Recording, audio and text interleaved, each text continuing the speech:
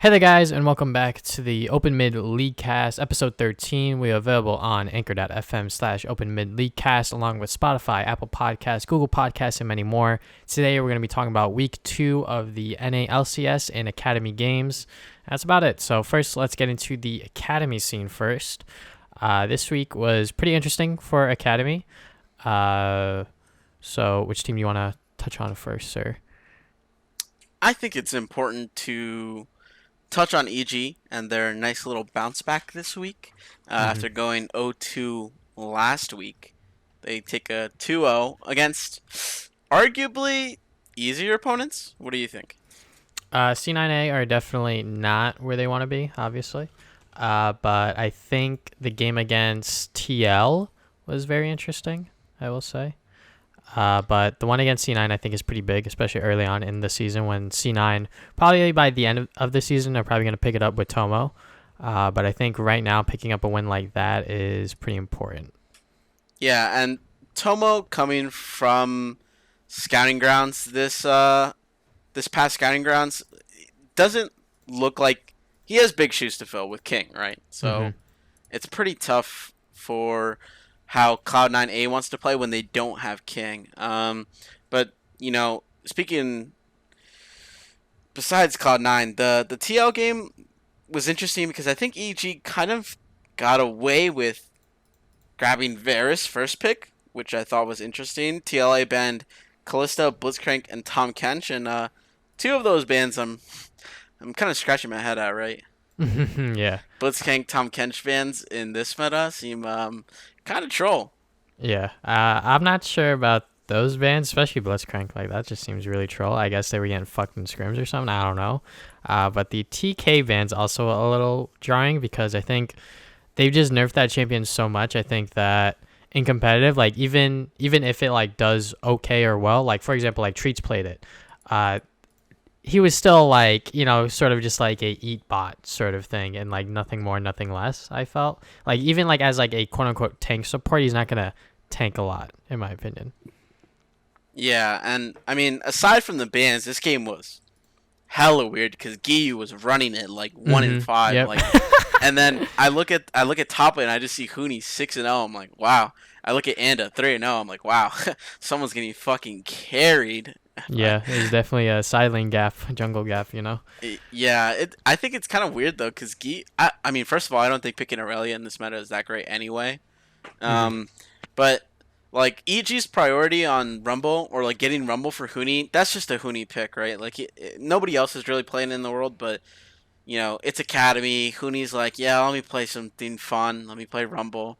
They lost their first game on it when they played it last week, but I mean, he was doing well, but they still didn't. With this time, they just end up winning, right? He's popping off. Yeah, he actually 1v9 like the last team fight. He literally, I think it was a triple kill or something like that. Like Yeah. he literally one shot Ricard with like equalizer and all of his spells, and I was like, wow, that's like true damage because he has so much magic pen.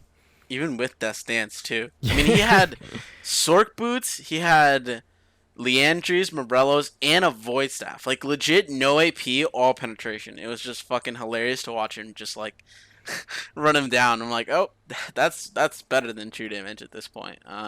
Yeah. But Huni's kind of a coin flip, don't you think?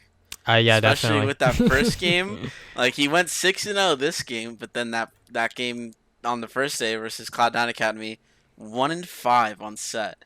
Yeah. And he had that little interesting play that made it on Reddit. He like dived fudge or something. He like ulted the wrong way, then he just died. It was so funny because I was watching the game live, right? And they're just fighting, right? And he's trying to bait Fudge into fighting him because he had like Anda in the bush, right? And this guy, he's trying to bait him, and Fudge isn't falling for it. And Hootie just ults him right into his own tower and doesn't even get his W off. He just ults him in, and he dies to like a tower shot and like Fudge autoing. And it was just like Anda's just like standing there looking like, what the fuck did this guy just do? He just ran it down. Like the casters were talking about like, yeah, that's a solo queue play right there where like the top laner pings the jungler like, bro, where were you, bro? We're supposed to dive, and then the jungler's like, you fucking inted it. Like, I'm not coming top lane. Yeah, it's definitely a yikes game from Hooney, but Luckily, EG's comp scaled really well because they had Senna and Karma along with Oriana. Yeah, I think Karma kind of sleeper OP. Maybe not sleeper because Cloud9's using it. A lot of teams are using it. Hmm. Um, I mean, not too much in Academy, but in LCS we saw it a few times. Yeah, it's getting a lot Um, of bans too. yeah, so that's the interesting thing. It's not always getting banned in the first round, but we're also seeing it played in support. Like we saw this game with EG and Cloud9, where I mean, technically it's support, but it's more like he's getting farm, right? Hmm. But like a Blaze Olive played it in mid lane. They did lose that game, and then I believe JJ played it as support in their game, which they did win, which is good for Dig Academy. Hmm. I think Karma's just really good right now because she just provides a lot of utility and like the shield. Obviously, when you build like straight up AP, the shield's gonna be bigger, and like the movement speed with the shields is also pretty important because I think movement speed nowadays is like really good because there's a lot of like immobile carries we're seeing getting played. Aphelios, Oriana, these champions that don't have like gap closers per se, but when you give them movement speed like a Karma shield and like it's a pretty big shield, they can walk up, do damage, and not feel too much threatened, sort of thing. And since it can be flexed in support and mid, and even top sometimes, I know Soaz likes to do that. It's just a really like strong like flex pick because you really have no idea where it's gonna go. Yeah, and I don't know. I mean, Soaz playing it just makes me. It's iffy for me because I don't think it's that good in top lane, but I think it is very much better in mid and support at the moment, Hmm. and really good with Senna. Honestly, like that seems like a match so good. You don't really get that much use out of Senna Q because I mean Karma's not gonna be in their face, right? But still, it's still very useful in those kind of matchups. Hmm. I think the that bot lane combination in particular is like pretty strong just because it's like double slows, double snares, and like it's relatively safe, I would say, despite them being like squishy targets. Like they both have ways to get out with their own shields and heals, sort of thing. Yeah, and this game in particular, it just seems so oppressive. Even though like Anori in this game was popping off. Oh yeah. I mean, but Huni's first death top lane was so disrespectful. Like they split map, they knew Rek'Sai is gonna be top side, and then he still dies to the gank. Just kind of like I don't know what's the word for it. What do you think? Because I don't think he's that bad of a player, right? He's just Yeah, not it's caring as just much. it's just ego sort of thing. It's like with Soaz with the TSM game where like he died and then he TP'd back Oh without God. watching Bjergsen fully recall it, and then he dies again and he's like top map split GG whatever. I'm like I don't know, man. You should probably just like either waited a little bit, walk back to lane sort of thing. When you know where your jungler is. That wave was so big though. Yeah. So like it's either he tries to go for it or he just falls even further behind, but both just ended up happening sort of thing. Um it's definitely tough when you're playing weak side and like there's actually that much pressure on you. It definitely sucks because you're just gonna fall behind as hopefully your team is able to get other stuff across the map. Sometimes they can't. But yeah, it's just how the game's played these days because weak side you just gotta suck it up sort of thing. So okay, like we saw week one of EG, we saw week two of EG, and we Mhm. saw both sides of Huni in the same week, right? Where are we landing on them? Are they just a coin flip? Like, is that what you think?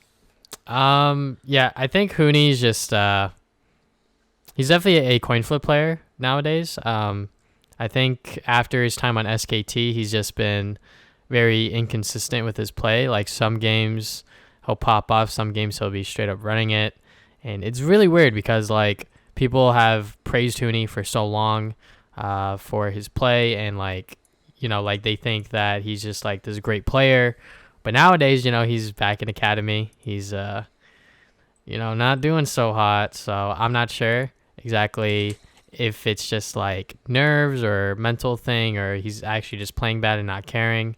But yeah, he's definitely a coin flip in my book. Yeah, and when we talk about EG, the main roster, I think there's some impact Huni's had on Kumo specifically, so that'll Hmm. be interesting to talk about when we get to it.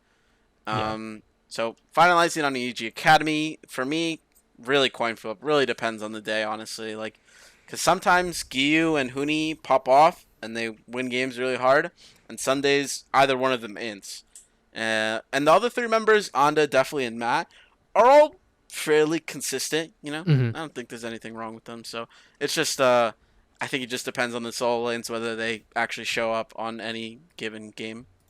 Yeah, I think EG's bottom lane, like definitely in Matt, like they're just like role playing. They're just playing their lane out. They're not inting. They're not making crazy plays. They're obviously looking for openings because that's what you should be doing. But they're not running it. They're not having like super terrible games so far. So, and Anda, he's just when I look at him at like 20 minutes of the TL game and like what is it? Let's see if I could get to 20 minutes. Yeah, 20 minutes of the C9 game, like he has like the least deaths, so he's not running it either. He's sort of just like jungle pathing, probably telling his team where Inori is or Greg or whatever. So Yeah.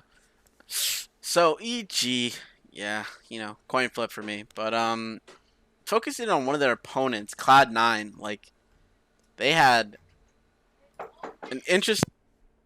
yeah, Cloud9 definitely had a interesting week, I will say that.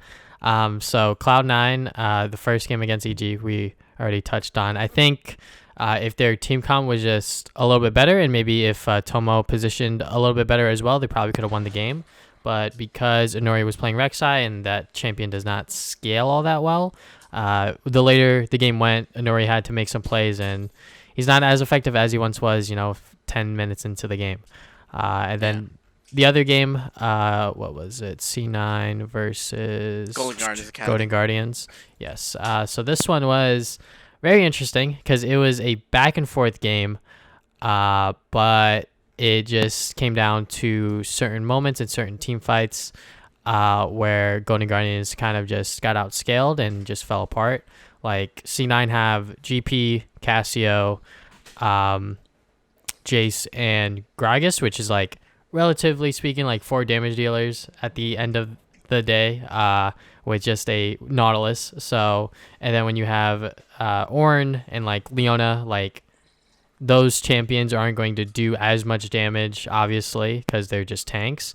And champions like Graves, like he falls up pretty hard in terms of damage, in my opinion, especially when you're into these other champions like Cassio and GP that have like super duper long range. That it's kind of hard to like kill them at that point.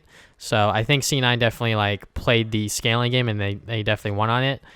Tomo's Cassio probably needs some improvement. I only say that because when you watch what's it called, TSM, when they played Cassio, Evolve was straight up like smurfing on that champion. So watching Tomo play it, a little underwhelming. He was getting a lot of kills, but I think that there's definitely room for improvement for C9.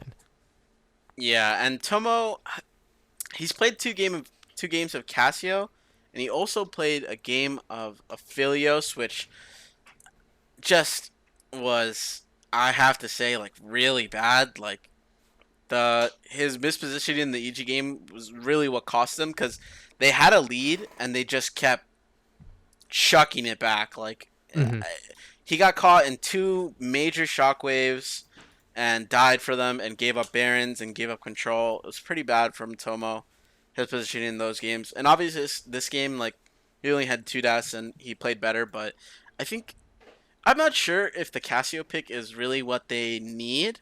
I think he probably needs to improve a little bit more on his positioning as an AD, which is kind of where he failed in the 2 games that they or I think in the 3 games that they've lost, right?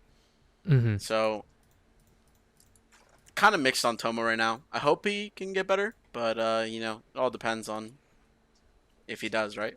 Yeah, hopefully halfway through the split, the coaching staff and maybe even Diamond could like help him out a little bit because he's his partner in the bottom lane in terms of like how he should be playing and things like that. So maybe the pressure's getting to him during the game days. Maybe he's playing fine in scrims. So obviously we don't know everything, but I believe that C9 will get better. Definitely, I like the halfway point in the season because I don't see them going downhill at all. Because I think that they have like the tools and like the players to like actually improve even more Yeah, than I mean they already have. Fudge and Honori have been fairly consistent. Powell Fox is having. I mean, the EG game was pretty bad from him, but Hmm. the Golden Guardian games went better, especially on Jace, which is I think a kind of a tough pick to play right now. So I'm impressed whenever people do play it. Um, but Fudge in this game, was really far ahead of Zion. Like, yeah, his scoreline didn't look great, but his farm was amazing. He hit full build. He was really just nailing them with damage, right? Like some good barrel combos. Hmm. And, I mean, obviously Diamond had a great game. Like 1, 1, and 11. Really just kind of outperforming Chime on the Leona. And I don't know how I feel about the Leona pick. Because we've seen it in a couple games. We Hmm. saw it as a counter pick in the FlyQuest versus TSM game. Hmm. And we've seen it, I think, a couple times in Academy. But I don't know. Where are you landing on that? So when it comes to Leona, like obviously like her champion's very one dimensional. Like she's gonna go in, she's gonna stun you, she's just gonna be a CC bot. And she works well into Nautilus because if she's the first one to go in, she wins the engagement on Nautilus. But as the game goes on, it just becomes team comp diff, which is what happened for the C9A and Golden Guardians A game. Because Chime, like, he was just getting poked out against the Jace. Like, there was a point where they were trying to get Elder, and, like, they lost the Elder because when Chime went in, he was just way too low. Like, despite him having Gargoyle, Stone Plate, and, like, Stopwatch and things like that, like, the champion just becomes, like, less effective as the game goes on, especially since everything in her kit for CC is stuns. So, Merc Treads, Tenacity, Legends, Tenacity, and like the runes and things like that just makes her champion become less effective. So I think for this game in particular, like it could have worked. Maybe if they were able to pressure bot a lot more, it could have been a much better pick. But just by how long C9 were able to stall, I don't think it really mattered because that's just how the Leona pick works in the end. Like if you don't end early, like you're just gonna get outscaled by like tenacity and things like that. So, but I think it works in certain scenarios. It just comes down to the other champions within the comp because obviously Chime was getting poked out, and when that happens, you just can't engage as hard as you want, sort of thing. Yeah, and I think Chime has shown, like, I think is this his fourth different champion? Yeah. So he's played 4 champions in 4 games. So he's showing some range. Whether or not he's like successful on it to be determined. Right? They're 2-2, not too bad. But they did go 0-2 this week, and I think in this week in particular, like Zion and Hard were just trying to carry the team, right? And the rest of the team was kind of holding them. Like Zion had played great on Ornn, right? He didn't even die. 505. Hard was 3-3. He got an early lead, but didn't work out after. Same thing with the game versus CLG, where Hard is 5-2 and Zion's 2-1, and the rest of the team's just not cutting it. Mm-hmm. So for me, I don't know. I'm kind of iffy on Golden Guardians. Like when we came into this season, I would think that they're like in the middle, right? Mm-hmm. They'd probably be worse than Cloud9. Obviously, Cloud9 is doing a lot worse without King than we expected. And then they actually lost to CLG too, which Yeah. is surprising. I mean, CLG is at the top of the standings, 3-1, right? They're tied for first with TSMA and 100 Thieves, which Mm-hmm. is not where I expected them to be. Yeah, I think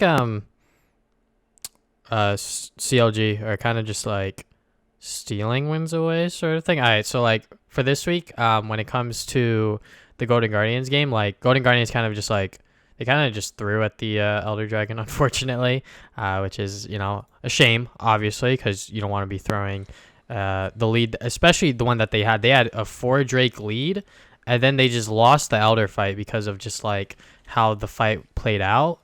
It was just like a bunch of unlucky sort of like things that happened like all together. So like the fight starts and like Zion, who does he ult? He ults Fragus, but like Fragus was able to get the kick onto Keith, so Keith just dies instantly, and like that's pretty much most of your damage gone. Cause Hard, in like the following fight, he's 5-1, but he only has a Black Cleaver, so he's not really doing that much damage. And since they accelerated the game so far with the Drakes, he's just not doing as much as he probably could have been if it was like maybe like 5-10 more minutes later into the game. But at that point, like once they take Elder, CLG are just able to get into the driver's seat and sort of just like win the game because of the champions that they have. They have Aphelios, Ornn, and the Bard build that Phil was going was definitely very interesting. A lot of CDR focused, and yeah, I mean, I think that they kind of stole this win away from Golden Guardians, but they definitely, I think the next win that they did outscale, right? Like, yeah, it is Aphelios, it is 200, it is LeBlanc. LeBlanc has so much poke. I mean, realistically, you should be able to block it with the Karma, but when you have Aphelios and Ornn on the same team and you let them get to 30 minutes, like, it's tough. You need to close the game out so fast. Like, we watched Cloud9 do it successfully. Like, they don't even always play the Aphelios. They played Ezreal, and in the games they do get Aphelios, they close out 30 minutes, right? Like, less than 30 minutes. 20 to 30 minutes is their average game time, right? Like, 25-ish. Yeah. So, when this particular comp for Cloud9, like, for Golden Guardians, Froggy's had an amazing kick, right? Yeah. But aside from that, they really shouldn't be losing this fight, even if you do get a kick that bad, right? Like, Hard doesn't get his ult off until afterwards, and then they just get 200 years by Aphelios with fucking IE and, Rudon's Hurricane. Like, this champion is so insane still. Yeah. I think if you don't have, like, backline threat, just like how Golden Guardians don't, like, all they have is, Mord. For the most part, they're going to be playing front to back. So when you have an Ornn in the front and a Aphelios in the back, just like dealing damage to the front, it's going to be super hard for Golden Guardians to get like the correct team fight off. So I think that you're right in the fact that they definitely got outscaled and they probably should have played the game maybe a lot faster.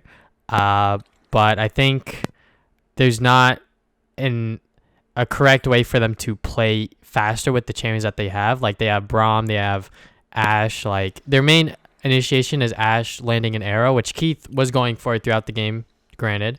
But, some hit, some missed. But I just think that they probably should have drafted maybe some more late game scaling champions. I'm not entirely sure.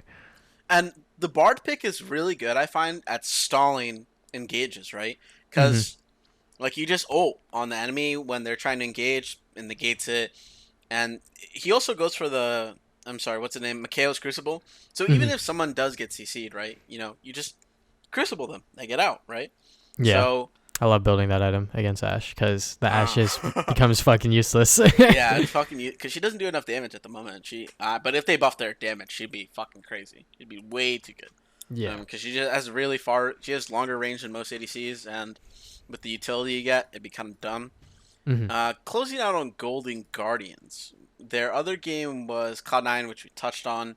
Right now they're 2-2. Are we thinking mid tier still? I think Golden Guardians definitely have a lot of room for improvement. Right now they have Chime, who's still a rookie. He's still learning. He's still, performing well, I would say, in terms of like KDAs and things like that. But, there are certain mistakes that happen in game that could be fixed on. I think every player can say that within their play. But I think that Golden Guardians, they're probably middle of the pack. I can't really see them making a run for the championship with this roster compared to, other teams like C9, TSM, those big dogs. Even if like C9 right now are 1-3, I know that their like peak is super duper high. So I think that right now for Academy, like if Golden Guardians want to break into that echelon of like the top 6, even top 4, they're gonna have to improve on a lot of things because Zion Spartan's playing well. I think Hard is and I think Hard is playing well enough, and I just think that they just need to sort of be better than the other opponents, I guess, is like the Korean advice I would say. Yeah. I mean, they also kind of need to improve their drafting a little bit. I think it's odd for them to have first picked Ashe and Kindred on red side. I would have thought they would have traded Ornn, but they gave over Affiliates and Ornn, which last season we talked about was like mega sin. Never do that. You're gonna lose. Like when Ornn was like giga broken and Affiliates was even more broken, right? I mean, still turns out that way a bit, right? But I have to say interesting to say the least. Yeah. Moving on from Golden Guardians. We could retouch on CLG because we were talking about them. We can. CLG, interesting for them to come back, after that pretty bad season, right? Mm-hmm. But I have to say, Deuce and Wind, is it Deus or it's Deus, I think it's right? Deus. Yeah, Deus and Wind are performing, I think, above expectations. I mean, except for the first blood from Wind, but we don't talk about that. Yeah, we don't talk about that. But he just outscaled. It's fine. Outscale. I have to say though, like, they're how do I put this? So Wind and Deus were like kind of hyped coming in because they're both imports, right? Mm-hmm. So I thought they'd be smurfing, right? Obviously the first split, Wind had his visa issues, and Deus didn't. I think they both had visa issues if I recall correctly, right? Neither of them came in. So yeah. I think there were something wrong with the visas for both of those players, but yeah. So they came in late and obviously pretty bad, right? Mm-hmm. But now that they've gotten the split to work together, they're looking pretty solid. This win against Golden Guardians, iffy, gotta say, really iffy. They really kind of should have lost this game. But they played around their comp, they outscaled, they were able to win. That's good, all good and dandy, right? But this dig game, what a stomp! Holy, except for that first blood. Win, kind of ran it, but like Deus, like just crushing. Like Dardoch and Lorlo, non-factors. Phoenix, Asta, non-factors. Just like, the Wukong. I'm glad we saw some Wukong finally, because on the broadcast for LCS, they've been talking about it. Like, where the hell is Wukong? And Deus just like shows you how to fucking play it. Yeah, I think I don't know what the hell that play was when Dardoch was level 5 and he invaded Froggus after he blew the flash. Like, obviously, like in theory, he has no flash, I could fight him. But like Lolo's probably like, hey yo, Wukong's gonna be there. And then like the Orianna collapses too, so Orianna's able to save Froggus, and like I don't know, it just feels like that they went for a play that no one was on like the complete same page, and like it just cost Dig like pretty much the entire game, I would say.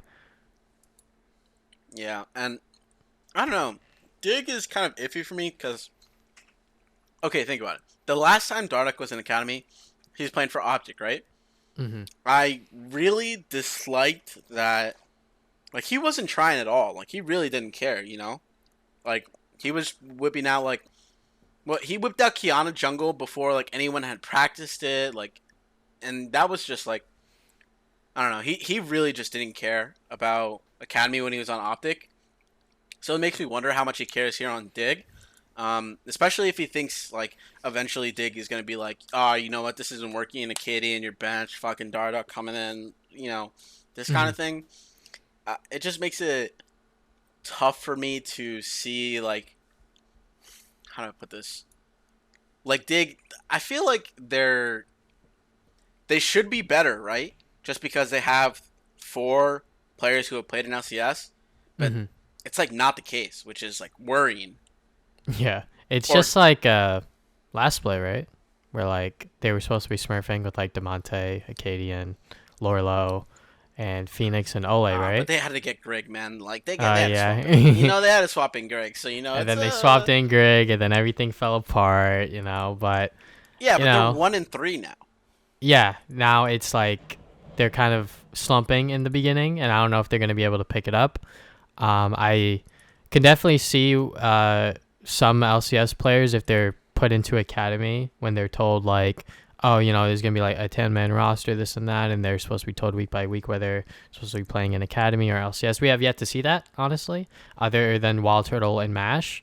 But I feel like maybe Dardoch is a bit unmotivated playing in Academy because he's like, it's just Academy. There's like nothing else after Academy. But when it comes to like LCS, especially for summer, it's like, we could go to Worlds. There's a, an actual like championship trophy that's like kind of meaningful on the line. Not to say that like winning Academy isn't like a big deal, but people will always put LCS above Academy.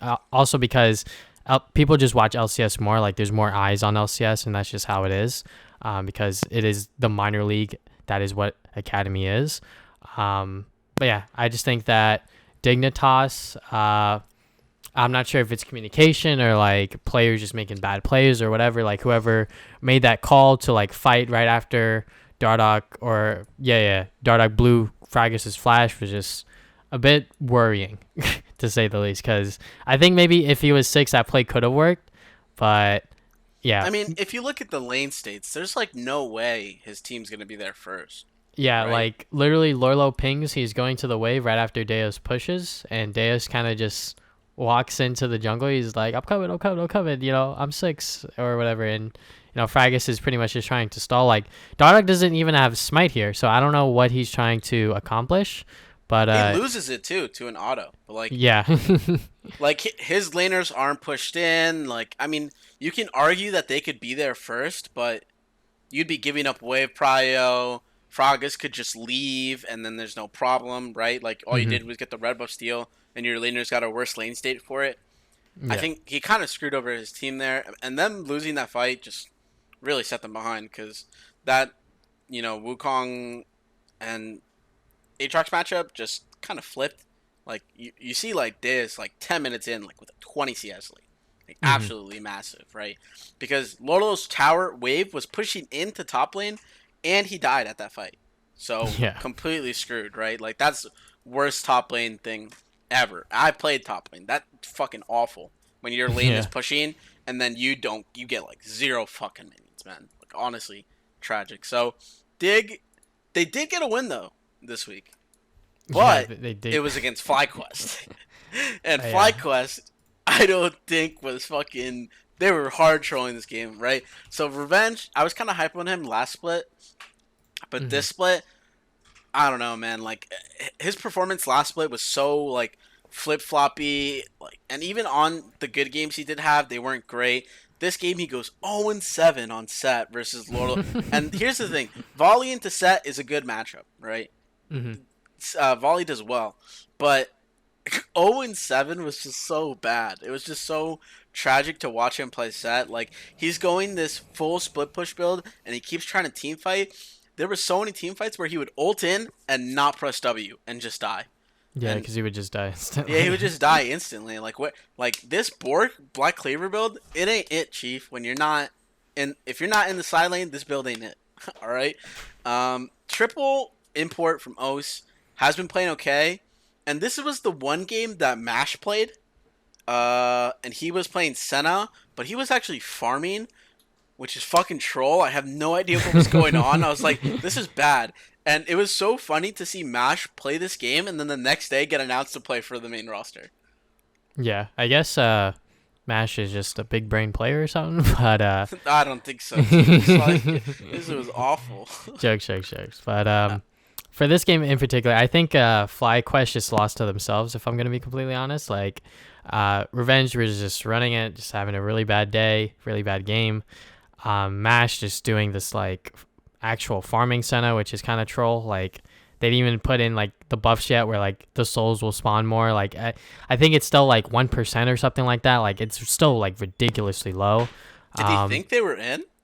No, right? No way. Like, there's no way. Like, he thought that he was playing, like, a solo queue game or something, but that would have been funny.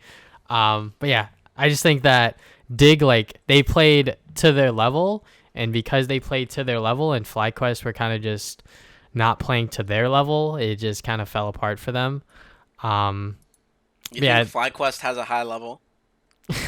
I think a higher level than this. I would have to argue that TSM Academy game looked hold on. All right, so for this game anyways, for this one, Revenge was like, all right, guys, Wukong's going into Aatrox, so I'm going to try this out. He's like, yeah, then, like, first time Wukong. And then Evolve's like, yeah, but I'm playing Cassio, so I guess you lost. And that's pretty much what happened. Like, literally, like, pivotal team fights where, like, Evolved was able to get, like, multi-man, like, ultimates and things like that. It was just kind of crazy that he was able to get that like multiple times.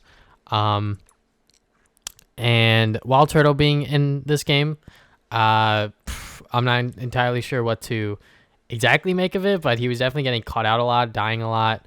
Um, it just seemed like that the team was not on the same page in terms of what was going on. Like, for example, the first death for Wild Turtle, like he's walking down it instead of walking towards Big with the portal. And like, that just seems like a in move in my opinion. Like, sort of just like, oh, you're kind of like not thinking about your champions and like thinking about what's going on.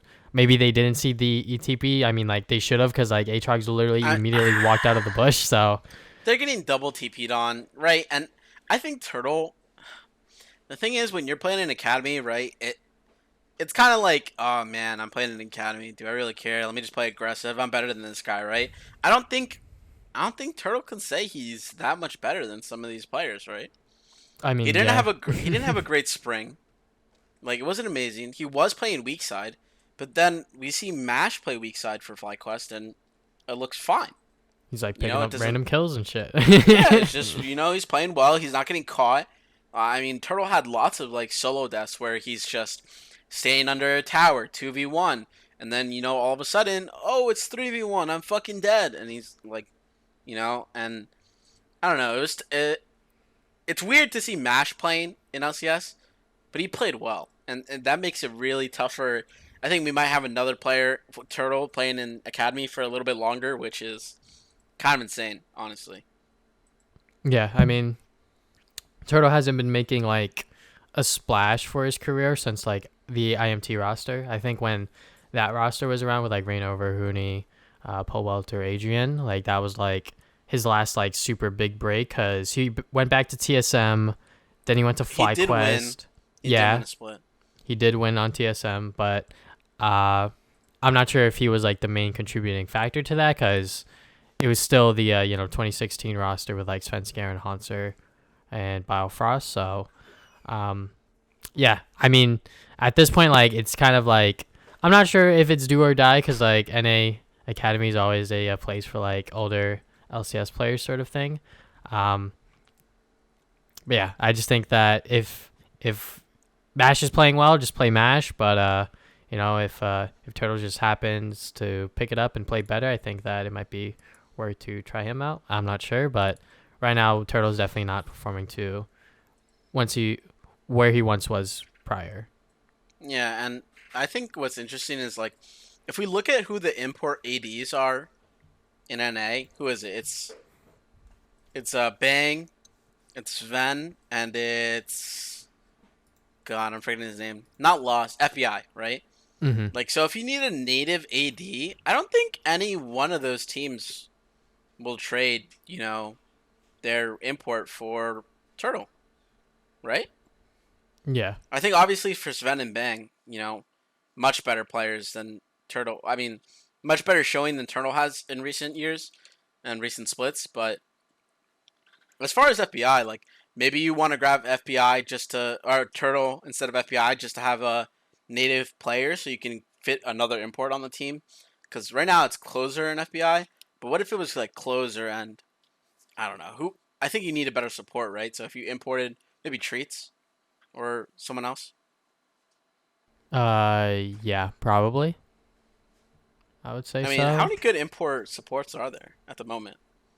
Uh, let me see, 38. 40. When it comes to Academy, I mean, if they were to like get bumped up, there's obviously people like Diamond, Treats, uh, looking at the Academy rosters, it's pretty much comes down to those two, I think, because everyone else are either rookies or like they've been in the scene for a while. So I think those are like the main two like support players from Academy that could be moved up. I think everyone else should stay in Academy for a little bit longer, because moving up to LCS is obviously like a big thing and like a big like sort of like, I'm not sure if skill gap's the right word, but there's a lot more riding on LCS instead of Academy. I If think I could between say that. supports there's a pretty big gap in like core, Vulcan, Ignar kind of players between the rest. Like I think Mm-hmm. Hakuo probably could still play in the league, right? But Big, he's not going to cut it. Pume is new, so he needs more time. Chime is new, he needs time. Yama's new, he needs time. And then Hmm. Matt, we know where he's at. JJ, we know where he's at. Big, I already mentioned, right? I guess the only person is Phil, right? We haven't seen Phil. He's been an okay performer, but Yeah, he I just never think. stands out. Yeah, I think. Sometimes I don't know if it's like draft or what, but I think sometimes like he'll like int, which is like kind of rare. I'm gonna be honest, but like other times he's sort of just like the sort of just playing support. He's not like making super insane plays. He's kind of just doing what he has to do to get his team to win. Is how I see Yeah, it. yeah, and you know,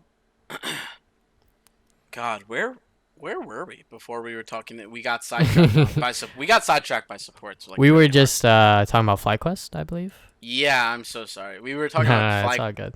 FlyQuest, their game, and Turtle in this game like playing. I mean, there was one good fight for FlyQuest where Big lands a good Bard ulti, but Hmm. aside from that, like the game, you know, it didn't really go in their favor for the most part. Um, Yeah, and Evolve was especially playing Casio. yeah. So I Yeah, guess we could Casio. transition into TSM real quick. But yeah, TSM as a Evolve was hog champ, definitely smurfing. smurfing it that Lost, game. still smurfing. Evolved had some iffy games last split. I've got to say, he's improving a lot, and I think maybe it could be from his time splitting scrims with TSM, because I heard Hmm. that he was getting some scrims right, and he Yeah. was in the offices while they were playing. I don't know if he's there anymore, but obviously Spica and Evolved were two players that TSM were kind of looking at like, these are young rookies. Let's see how they do, right? And Spica obviously moved up to the main team. They've got Winston now, who in this game didn't not the best game from him, but he played well, right? Hmm. Uh, I think Evolved looks really good. Maybe do you think he could be better than? Oof, I think he could probably be better than Ica, but not enough to see, right? But like, do we think he's? Do we think he could be as good as Demonte? Do we think? And that's kind of iffy. Like, God, I don't even know. Like, because Demonte and Pobelcher are the two good NA mid laners, right? But Hmm. they're both not even like top five in the league. Yeah, I mean, Evolve did play against Amante, throughout the split last split or whatever. Um, but I think Evolved does have a very bright future, but he is a native NA mid, and we know how those turn out. Insanity's been in Academy for however many years. Um, Tuesday's been on CLG for the longest time. I think being a NA mid is kind of tough because that's the role that gets imported the most, other than top lane, I would say. Because normally you could find like good enough native ADs supports and junglers, I think. But those other two roles, the solo lanes, are pretty important, I I would mean, say. support's been pretty tough in the last couple seasons for NA. Gotta say, Hmm. but as far as top and mid, yeah, like those are the toughest roles to try and get a spot in, right? Like you look at the rosters, or you look at the players in those roles, and you're just like, this is crazy. Like Licorice, Ruin, Someday, Soaz, Impact, and Broken Blade. And we can Hmm. write off Soaz. He's kind of iffy, but Ruin in lane is good. It's out Yeah. of lane that's like, what is going on? It's changed this split. Last split, it was bad, right? But Hmm. when you think of the NA players that are top lane right now in LCS, it's weak. It's like Viper. Actually, I think it's only Viper, right? That's been playing Kumo. bad. I No, mean, but Kumo's been having a great yeah, split. yeah, yeah. Kumo's been playing good, but I'm talking about like NA mids or NA Then tops. My tops, bad. right? So Yeah, yeah, right yeah. at the moment, it's only Viper. He's playing especially Zion, bad. Zion is playing much better in Academy, right? Hmm. Fake God kind of matches him, but aside from Zion and Fake God, top lane in Academy's weak. I mean, as for natives, Hmm. Deus, I think I'm fairly certain Deus is an import, but it says here he's born in Canada. Yeah, I think I think he might be a NA resident, but he was in Korea for a while Mm, with LS sort of thing. Like he was training with LS. yes, yes. So, So I mean, Fudge we know is good, but he's an import. Doesn't work. And I'm iffy on top laners, but for mid lane, it's bad, right? It's yeah, like I know this split we've had some iffy mid, like Ica and Ryoma are like the egregious ones. People really hate seeing them play, right? hmm Is hate a strong word? I I mean don't it's up like to you. watching. I don't like watching Ica play. I don't like watching Ryoma play. Um, but Niski, Froggen, Jizuke, Bjergsen, Jensen, Power Evil, Yeah, it's mostly imports. right? And good. Those are the good ones. I mean, we can debate Froggen, right? Like maybe some players. Froggen's not had the best split, even though he hmm performs well individually. His teams never seem to do well, and I think he probably is a part of that, right? Yeah, I So, mean mid's go ahead. sort of like the it's literally the middle of the map. It's kind of important that you win mid jungle because if you win mid jungle, you could win the other lanes pretty easily. But then again, if the other lanes are already winning, then the game's kind of sealed and done. Uh, but if mid's losing, the game does get harder. Uh, but I think that that's one of the main reasons why people import for that role is because they want someone outside of NA that can do the job that they want, which is like win lane, sort of not lose the game. Yeah, and I mean, so Evolved has a tough time possibly getting a spot. Obviously, if IMT and 100 Thieves decide like maybe we don't want to go with import mid laners, we could do better with a resident. hmm Evolve could get a shot because he does look good, right? Yeah, but that's if he wants to leave the TSM work, I which is think the you want to play in problem. LCS, right? I mean, yeah, you do want to play in LCS, but you don't want to leave too soon where it's like maybe you're not ready, maybe the new org you're going to is actually trash, sort of thing. Because, like, I mean, for IMT that'd be true, but 100 yeah, Thieves is an okay org. yeah, yeah. This has happened before with like other players like contracts. Like contracts left C9, I think, too early, and he thought he was good enough to play on like Golden Guardians, and that obviously did not end up well for him because he's back in Academy on 100 Thieves, and he's trying to Yeah, prove himself that he's good again. And I think he still has ways to go about that. Um, but yeah, I think when it comes to going from academy or like even like a good team from like a sub position, you don't want to leave too soon to make sure that you're the most well equipped to make sure that you are performing well individually. So when you do go to that new org, like as long as you're performing individually and like you're not inting like most of the games, people can see that you're not the main issue with the team, if that makes yeah, any sense. yeah. No, it does. It does. Um, moving on from this game versus FlyQuest, where obviously Revenge had a really bad game, and Wild Turtle was just playing a little too aggressive. We can talk about their game versus IMT, which Oof. was interesting. I've got to say, Smithy was really out there.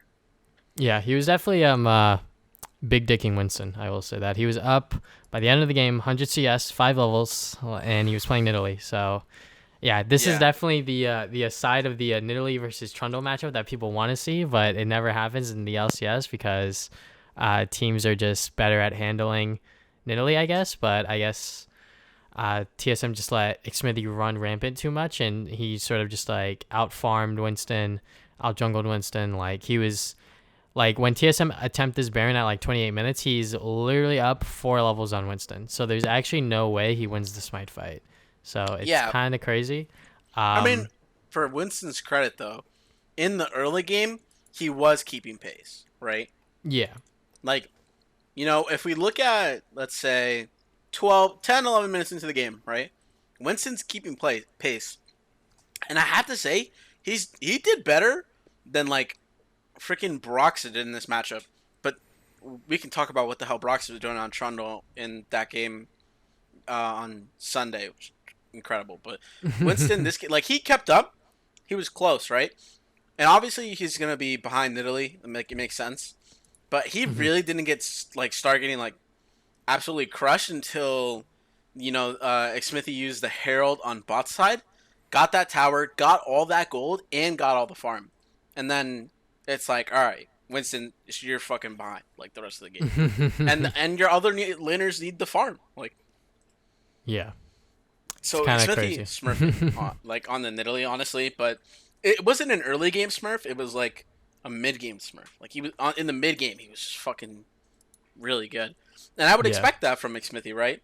His early Mhm. game has never been his strong suit, so I have to say it was a confusing game for me, simply because of how it was going. Like neither team really had a big lead, around 15 minutes, but somehow IMT was just out pressuring them at every point and just getting more and more.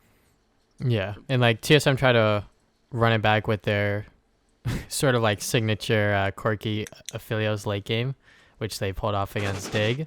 But for this game, it just didn't work because of the amount of poke coming out from IMT. You know, you already have Nidalee, and then you have Varus on top of that. So it's kind of hard to play against that, especially since their engage tools is Volibear running in. And Yeah. hopefully Braum can follow up. Like that's not what you want, like at all. Especially since IMT also have engage tools of their own.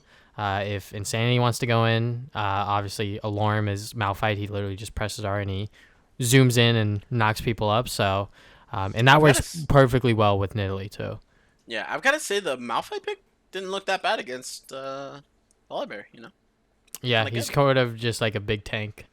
Yeah, but what I found interesting was mostly that like Volibear does mostly magic damage at the moment, doesn't he?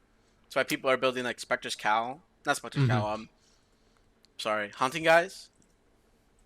Yeah, Which is I think the Volibear pick is becoming more popular just because of like you can dive towers with the ultimate, and like he's actually tanky and that also does a lot of damage. So it's always good, tanky and does damage. You got Orin again. Set 2.0, Set uh, Orn, that Keck too, that W. too. uh, But yeah, I think TSM kind of like got outdrafted in some ways, but also they weren't playing that well. I Uh, I think they could have. Like, I don't want to blame the draft, right? Because I think these drafts are even enough where you like on either side you could win. I think mhm. like whoever played better. I don't want to put it like on like I can see the flaws in the draft, right? There's low engage, but when you're ahead, you can just force and you can zone them out and you can control dragons. The main problem is that they started losing dragons, right? You really needed the dragon stack, I think, with this one. Yeah, once they lost the soul, especially against someone like Varus and Nautilus and Malphite. Yeah, like just incredible.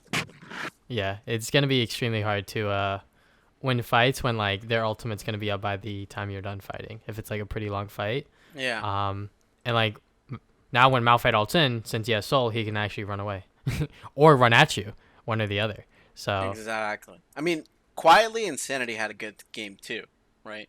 yeah, It he was was playing fairly well. quiet. He was just playing. It's a Zero Corki, right? Hmm. He's just playing. He's just chilling. I would love to play a Zero Corki. I'm chilling.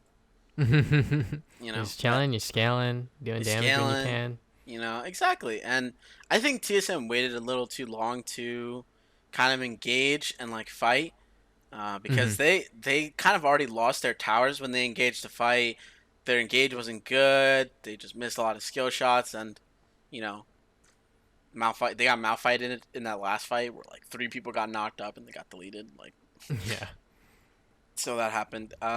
So I don't know, where are we landing on TSM this split? Because at the moment, I believe they're 3-1 with this Hmm. loss to IMT, which again is surprising. Maybe it's not surprising because IMT does have Xmithy, Apollo, and Hakuho, right?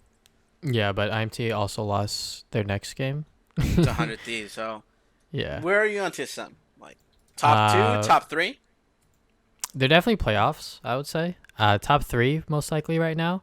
Um, they do show that they have strengths. They show that they know how to draft pretty decent comps. Um, and just like last split, I think most of these players, maybe I'm not sure about Winston yet, but most of these players are, they know how to play their role. So, but we're just gonna have to wait and see it in terms of like how Winston shapes up, because this TSM game against IMT, like Doklo was getting caught a lot. Like he thought he was like fucking the Hulk as Volibear, but he was actually Oh just getting yeah. one pieced every There's that fight. one right before Baron where he's like recalling in a bush at blue. He gets caught and they just instantly lose Baron right after. Like they chase him, Yeah. right? But right at Hmm. it's over. Like you lost the Baron. Tragic, really. Yeah. Talking about IMT though, they had a good game, right? But Hmm. again, they're not like stomping in the early game, which I think is like they're better. They should be better players, right? But they're not capable of winning early. They have to kind of like play it slow at the beginning and then like kind of ramp up in the mid game. It's kind of TL esque. You know what I mean? Hmm. Like how Yeah. Xythi played with TL, and it's so funny because I feel like this would just be a worse version of TL. It's like, yeah, Insanity, farming mid laner, Apollo, Hakuho, chill bot lane. Maybe you want to play around them more, and then Alarim playing weak side, right? Yeah. And it, I think IMT, like the veteran players that they have, like Smithy, Apollo, and Hakuho, like if they are given the chance, they can get an early game lead. But I feel like most of the time they aren't known for that sort of thing. Like Apollo and Hakuho, like they're known as like the pretty consistent bottom lane. Like they aren't going to int, they aren't going to make the crazy plays either. But they're playing the lane out as best as they can, sort of thing. yeah, And it's weird that they lost this 100 Thieves game, especially since Hakuho got the signature Thresh pick. But I guess they fumbled some of the top side stuff, especially mid. Insanity was not having a good game. He got pretty much chain ganked by TF with Nidalee. And that is obviously not fun when you have no flash and there is a TF with a gold card running right at you. So I Insanity mean, was definitely one of the reasons why they lost this game, but I think because of the way the early E game played out, they just weren't able to recover. Fake God on Renekton. Okay, so Oh, here's the that thing. too. Here's the thing. Here's the thing. Renekton in China, big pick, right? Big pick. Hmm. Not much in LCS. Odd, right? Well, questionable. I think in Academy they're playing a lot of more things like that the LCS teams won't do. So like we saw Hmm. Wukong. I know LCS teams played volley this weekend. But nobody played Wukong. It only got one ban versus Someday. And like I said, Renekton does not get picked in NA, but it's always like very often picked in China. And Fake God kind of shows that in this game because he stomps all over Alarim. He's like 4-0 in this game. Like did he get solo kills or was it a gank? I'm trying to recall. They dive him, kill him once. I think they dive him again, kill him again. And he's at like his tier 2 by like 10 minutes, 9 minutes. Like they break top lane tower like 9 minutes into the game. Like really fucking tragic. Like Fake God was playing really well. I mean, he did get gifted 2 kills at the very start though. I say gifted, but he was there at the fight, right? And Alarim wasn't. Hmm. I think what's it called? 100 Thieves definitely played that game well, but at the same time, IMT were not playing to their best. I think that if it sort of just like when you're playing Renekton, you kind of have to win early game. So obviously, 100 Thieves were looking for fights, and with the TF pick, I think that was really what enabled the team to play around mid top jungle. Because I think without that, it's kind of hard to like lock people down, especially with Nidalee. Because if you don't land the spear, you're kind of just fucked. So I think that 100 Thieves definitely played it well, but at the same time, I think IMT weren't respecting as much as what IMT were doing. Yeah, and honestly, I am super confused with Academy right now because teams are winning one game and then losing the next game, like fucking all willy nilly, right? That's why we have so many teams at 2-2. We have 5 teams at 2-2 right now, or four teams at 2-2. And it's really surprising because like 100 Thieves, like they went 2 on the first week, right?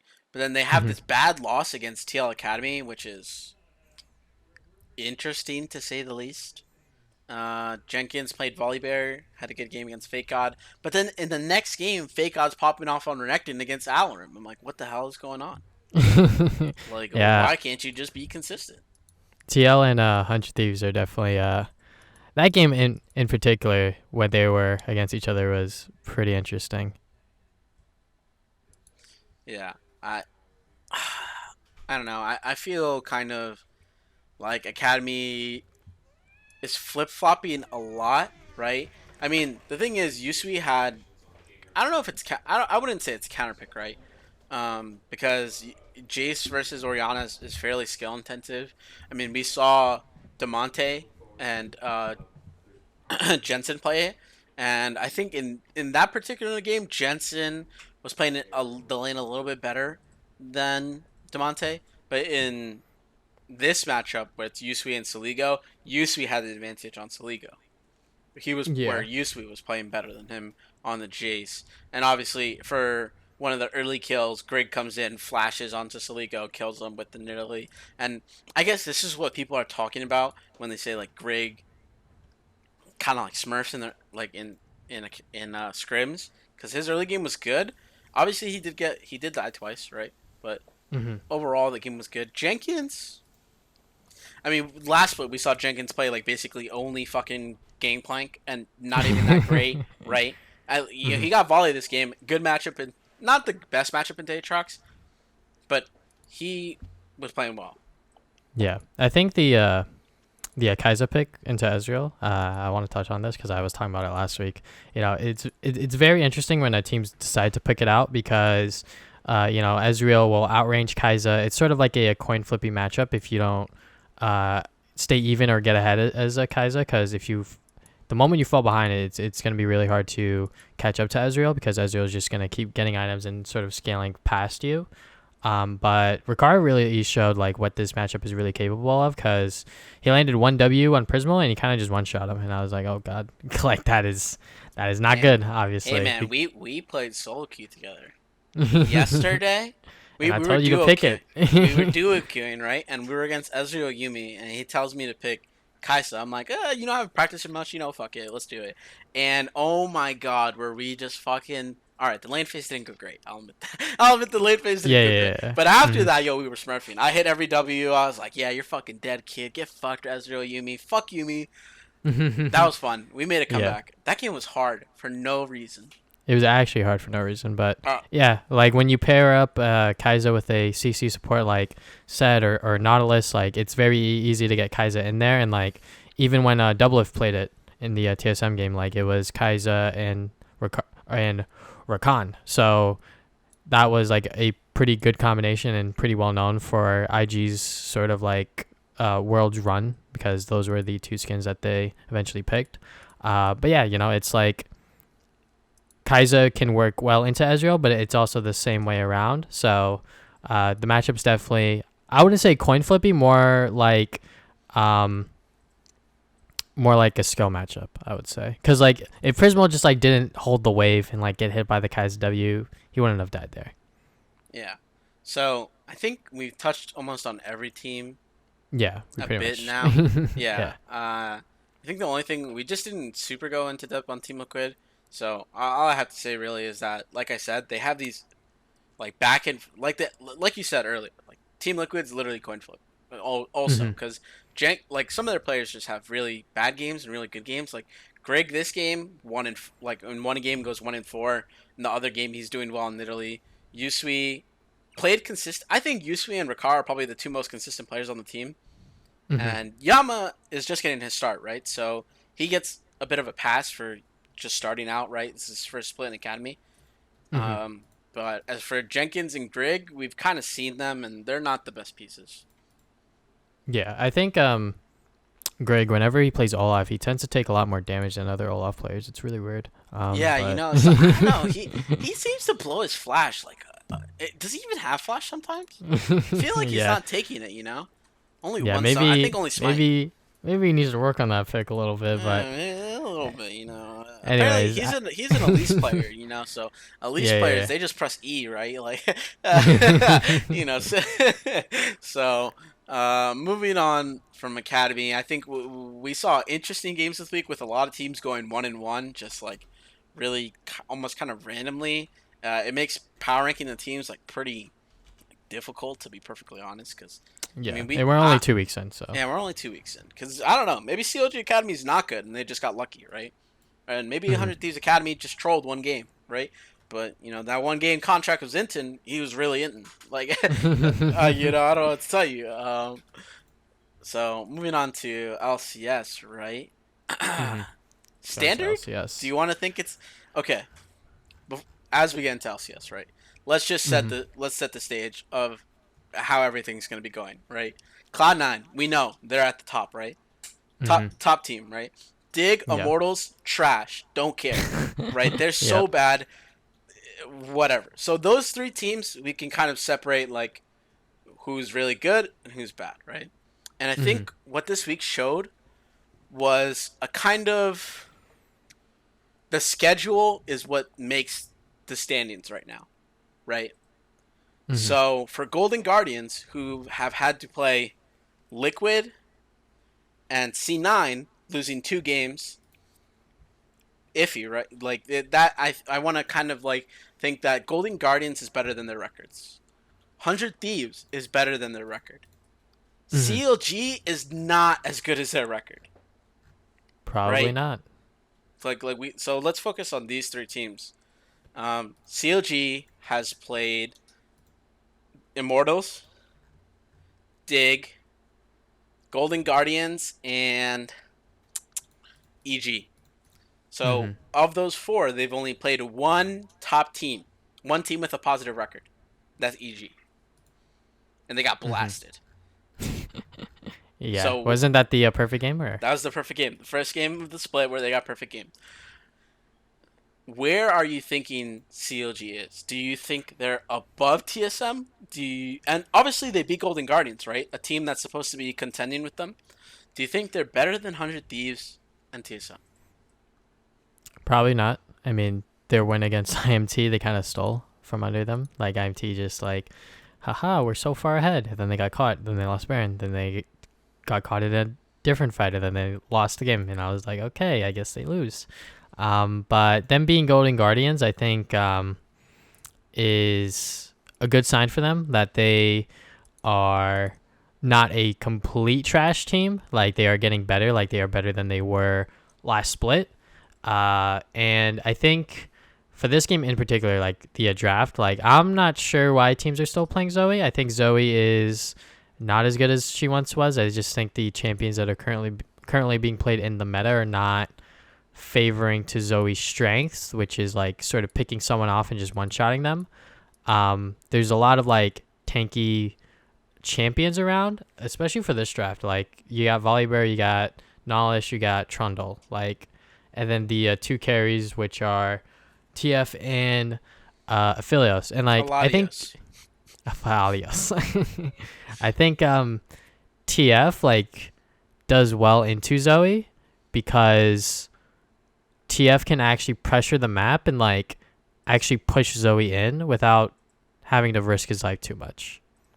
I think that's how the matchup goes, and that's how it's been being played. Like most of the TF games that I've seen against Zoe, in just 2 game sample, CLG versus Golden Guardians, and then the Academy game with 100 Thieves and IMT, I believe it was, from this week.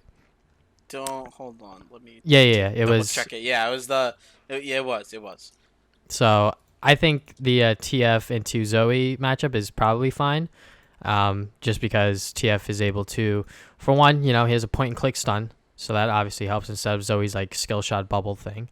And then he's able to pressure the map a lot more with his global ultimate, and most of the time the players that do play TF, they also take TP. So that's just 2 ways to get into a fight. Or Ghost. We've been seeing some Yeah, Ghosts lately. Ghost too. Ghost But works. Summoner Spellbook lets you take TP, so Mm-hmm. it happens. This win versus Golden Guardians. Golden Guardians has a poke comp, right? Mm-hmm. And Monte Cristo on Twitter has been pretty vocal that NA teams can't play in Italy. Even though Closer is a good Nidalee player. Do They you don't know think how to play there's? Do you it. think they don't know how to play it? Because they've lost 2 games on it now. um, I just think when you're playing Nidalee, it's super risky because she's a squishy jungler with a lot of damage, right? And a lot of utility. But the moment you fall behind, or even if you get ahead and you make one mistake, you kind of just fall back to you're behind again. If that makes any sense. Because I've seen this happen not just in like LCS, but like solo queue too. Like elite players will think they're like invincible, they're like godlike because they're like super duper fed, but they get picked once and then Baron's gone, Dragon's gone, they're getting pushed in, the game's over. Yeah. Because Nidalee, like people at this point know what Nidalee does. Like she throws a spear, she goes into Cougar form, she does a shit ton of damage. She's very high mobile. But the moment you make one mistake, despite your high mobility, it's kind of over. Yeah, I can agree on that. And I think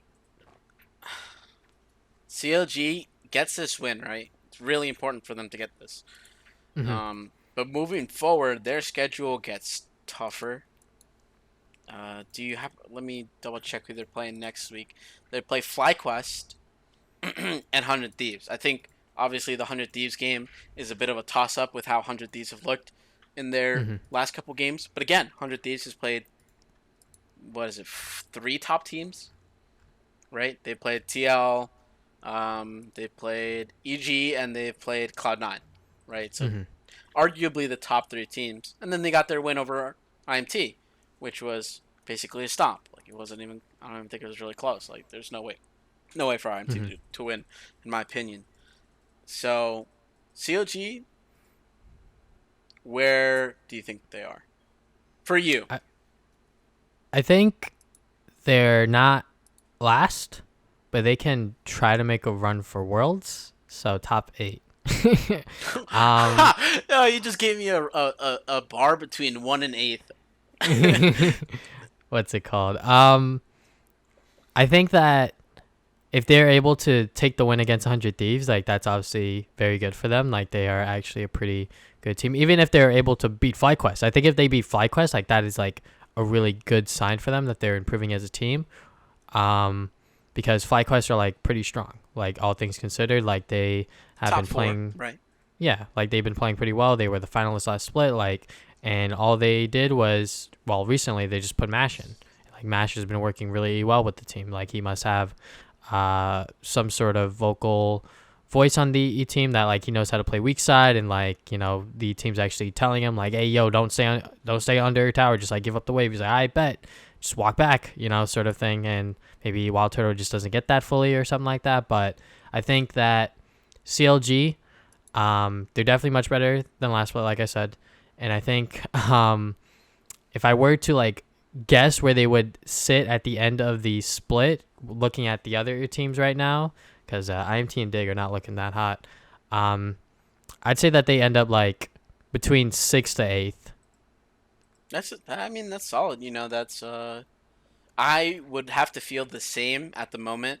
Like we've said, their record was kind of their schedule has been easy so far, and Mm-hmm. I think next week is really where we're gonna see if CLG can cut it, if they can run with the big boys, Mm-hmm. for the split. So CLG, do you want to touch on the game? Let me see. I mean, like, I don't know what Dig. Was this the game where their bot lane was smurfing? Dig's bot lane was smurfing, but like it just wasn't enough. I think it might have been I'm that. trying to recall. Yeah, it was. Oh, it was the so Johnson Callista game. so it was Oh, literally Johnson and Afromu were trying to play their best, but I guess Viper, Acadian, and Froggen are just not cutting it. I know Froggen during like the mid game, like 20 to like 25 to 30 minutes in, like he was just like randomly like getting caught by like TF and things like that, and like he had back-to-back deaths. I believe his first death was pretty costly because actually not that costly because Dig actually did stop the Baron here, but I know at a later point like a fight goes really bad and like it's just doomed for them. Um, especially into TF. Like, I'm pretty sure that matchup favors LeBlanc early, but I think the later the The game later the game goes, the goes, better it goes for Twisted Fate. yeah. It really depends on if you land chains as LeBlanc. Hmm. But I have to say, early game, like on basically first item, TAF kind of wins because he has Roa versus like LeBlanc's Ludens, and there's just too much HP for you to get through without assistance. Hmm. So that's why that matchup goes that way. I have to say though, Popelter almost ran it down for his team this game. Do you remember where Afro ults 3 members of CLG with Bard, and then Pobelter like runs into a bush 1v3? Oh yeah, yeah, yeah, yeah. Yeah, One yeah. hundred percent. Like, Almost tossed the that game play, away. I was like, "What is you doing, bro? There's no vision in that bush." Yeah, yeah, almost tossed the game away. Really like confusing. They bring it back. Of course, Aphelios like popping off. I think Johnson gets caught in the end of this game, and Johnson's been getting uh, caught like quite a. I don't know. Do I want to say quite a bit? Like, I is it think a for lot this of getting game, caught? it's just super hard for him to play because of just the amount of tools that CLG has to get onto him. So like, you got Set, you got TF and Volibear, and you have a Bard to help you Yeah. out. So it's really tough for Johnson to play the Kalista, especially the later the game goes, because it's against Aphelios, and 200 years champion. He's just gonna out damage you, outrange you. They So did get outscaled. yeah, it's super tough for Dig to play this game out, especially with the way that they were playing it. They probably could have pushed the early lead more. I'm pretty sure Afro was trying his best, but when you're playing Bard, there's only so much you can do. I mean, CLG almost did blow a 2 Drake lead in this game. That too. Holy moly. It went Like, to oh my, it went to 7th Drake. Literally it the actually last went to the Drake. last one, Yeah, yeah. and they didn't even go for Soul in the end. Like, first of all, Diggs positioning around the Soul, like when it was coming up, was so bad because it was up and They like CLG just pushed mid. shoved mid. Yeah, CLG legit just shoved mid, and then you're like, okay, so CLG's gonna go get the Soul, and then Dig is like, yo, we're pushing mid, we're gonna threaten your inhib, and then the game is fucking backwards. Like the lane states are backwards, and fucking obviously like where the fuck is Dig supposed to run? They're starting to run towards CLG base, and they're like, oh shit, we kind of can't do this anymore.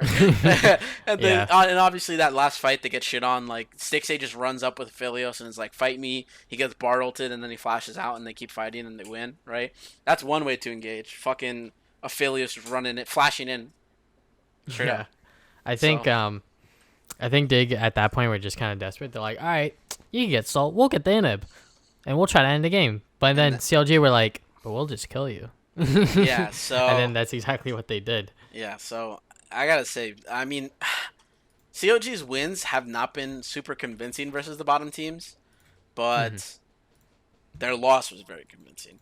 And for Yeah. Dig, they just look really lost at the moment. Unfortunately, Yeah, they I think they had tough games.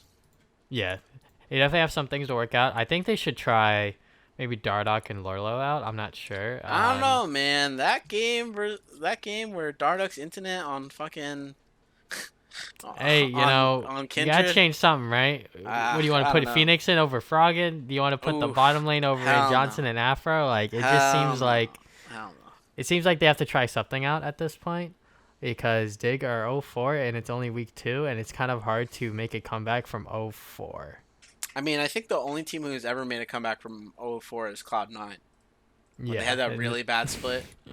and this is Dignitas we're talking about here. This is So, Dig we're talking about. They're 0-4. so Looking past Dig at another game that happened that was let's talk about TSM for a second. hmm So so obviously another 1-in-1 week, right? yep. And I gotta say, versus the bottom teams, TSM, 2 thumbs up. They PogChamp, look real good, yeah. real good. Spicko out here smurfing on the fucking. I gotta say, watching Spicko play Lee Sin versus IMT on Friday Night League was amazing. just delightful. Fucking, he was crushing it. Fucking flash kicks everywhere, board hop kicks everywhere. Double lift and Bjergsen actually like looked good. All Mm-hmm. by it is Immortals. Caveat: it is Immortals, but they look good. Obviously, the good top lane play was pretty coordinated, but there's not much to talk about in the IMT game, right? They just kind of smurfed on them. The Yeah, I FlyQuest game, think. though. Sorry. Yeah, I think the IMT game was a good showcase for TSM because they made a lot of plays together as a team, whether it be TP plays or like Bjergsen roaming up as fiddlesticks. Like I think that TSM they seem to be more on the same page, and thank God they gave Broken Blade goddamn set. My man is a Smurf on this champion, and I can't believe they dropped it like halfway through the split. I don't know exactly what was going on, but He like was they getting just the ban most of the time. yeah, either it was getting banned on the other side or TSM were banning it themselves, and I was like, why don't you guys just threaten the first pick and like sort of like trade OP sort of thing? Because Broken Blade's really good on this champion, and Set's also like deceptively tanky because of the amount of healing he can do. And yeah, like TSM were definitely all on the same page this game. They all played pretty well, and especially as a team together. But the FlyQuest game, I'll let you go first. So before I touch on the FlyQuest, I've got to say TSM has had 2 good drafts and 2 bad drafts, and their games have gone according to the draft. So the first game, obviously they had a good draft, right? Good damage output and differential on where it's coming from. You have 2 AD sources, an AP source and double lift, and a tank like a AP bruiser with fiddle, right? Aside. You look at this game and this draft. Boy, Yikes. were people flaming the fuck out of this draft. And when I saw this draft, I was like, how do you fucking win? And, like, it's pretty egregious. Like, they first pick Syndra. Both games they've lost, they first pick Syndra. I'm like, okay, this is fucking cap. Like, there's no... Like, they have all the opportunity to look at the enemy draft, and then they're blue side, right? So they even get to see the Leona picked on red side, right? And then your thought process is to go... this Syndra got plenty of damage. We'll shit on them. Lock in the fucking fiddle. Lock in the fucking... Yep. What was the other pick? Lee Sin, I think, was the other one. I think it was Lee Sin and fiddle. Or it might have been Volley and fiddle. I forget. It was Volley and fiddle. They first rotationed Syndra, Lee, Nautilus, and then it's Volley, fiddle. Yeah. And, like, the draft is savable after the first half, right? Like, it doesn't look that bad. But to fucking... lock fiddle, they did nothing with this pick. There's no damage. I think if you just gave double lift an AD, they're probably fine. Yeah, I think if they give them, let's see what ADs were available at this time. So Kai'Sa was available. Xayah was available. I mean, Xayah's not that good though. Let's be honest. Yeah, by herself, probably not.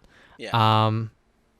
Yeah, I mean, the options are a little limited, granted, but you just played a Kai'Sa game and you played decently well, right? Yeah. Maybe he didn't want to play that into Leona. Maybe they should have just banned the Leona instead of the Braum, in my opinion. But then again, I think that Braum with Ornn and Aphelios might have been a little bit more threatening, so understandable ban. But with how the game played out, Bioforce was definitely running it. Not gonna lie, Homeboy was not having fun in that matchup, and that is that is the complete opposite side of what we saw in the Academy game with Golden Guardians and C9. Yeah, but in this case, like the Nautilus team didn't scale. Yeah, the Nautilus team didn't scale. They also just had the worst draft, and I think FlyQuest played around the Leona pick really well because they pretty much ganked bottom lane multiple times for them to get kills, and that's how Mash was able to pop off, and that's how Ignar was also enabled to roam and help his team out. So I think FlyQuest, also like along with draft, like they also just like played better than TSM. I think.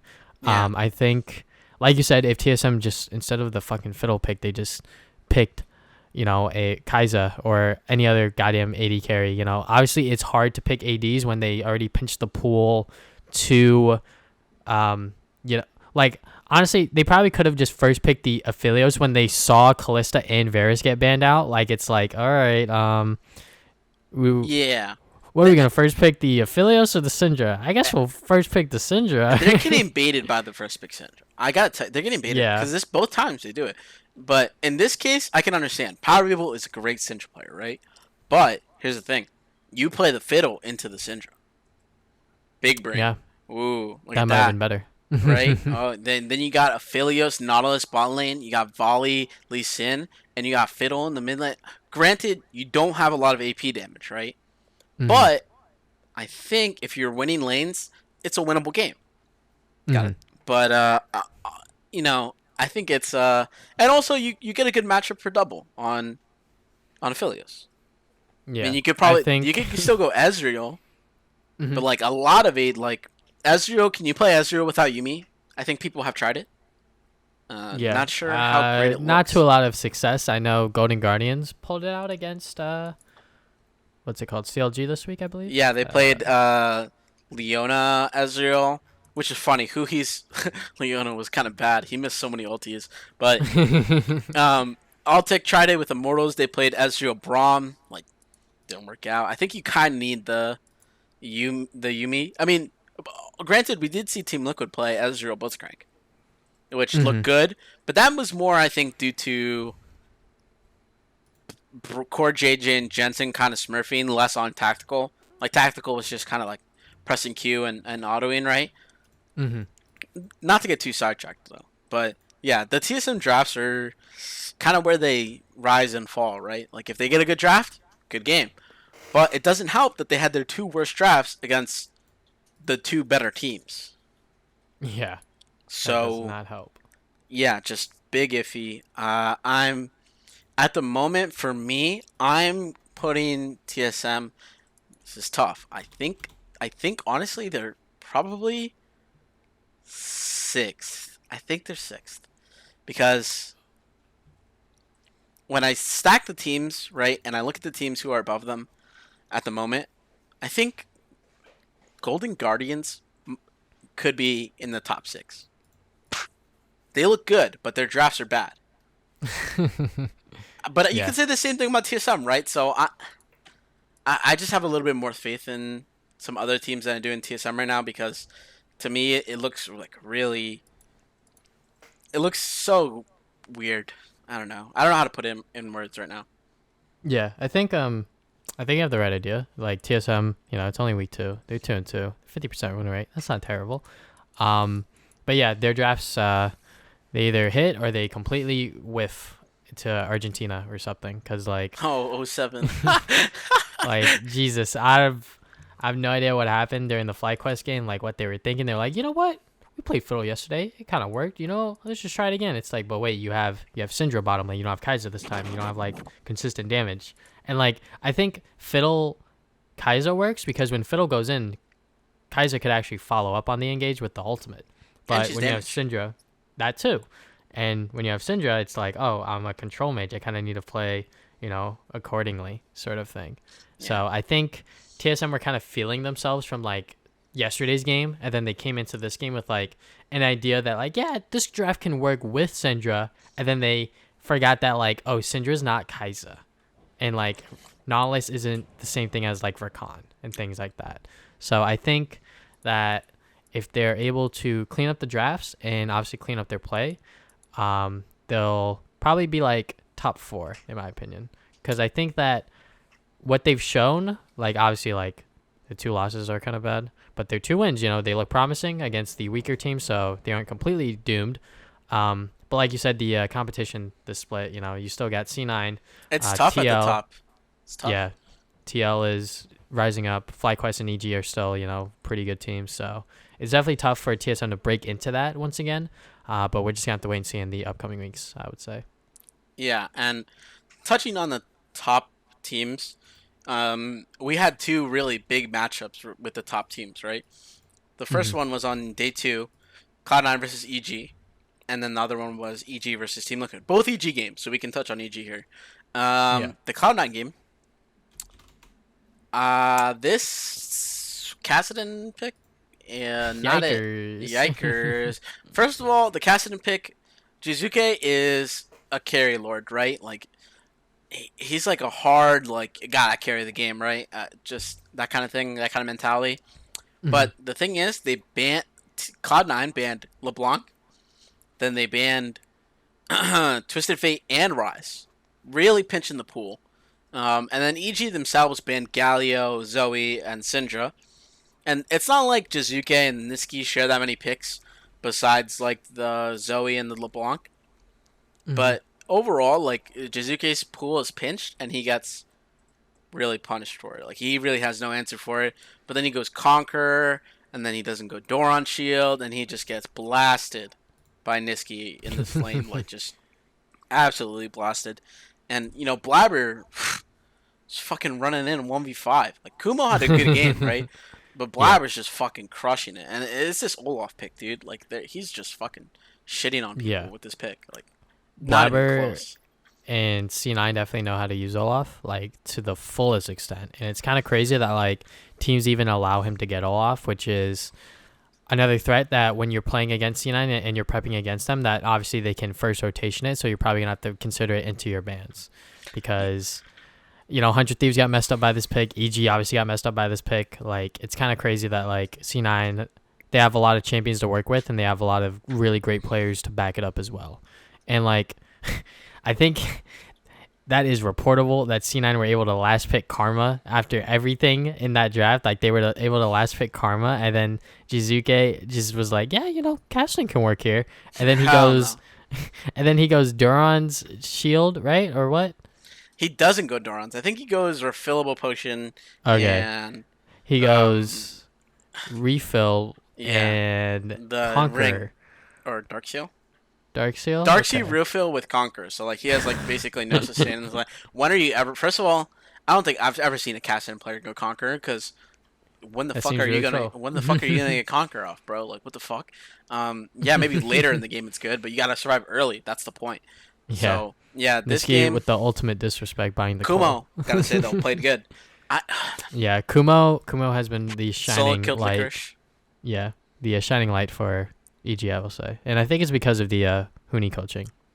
Yeah, and like we were gonna touch, Huni maybe isn't so much attached to the academy team as he is to the LCS team.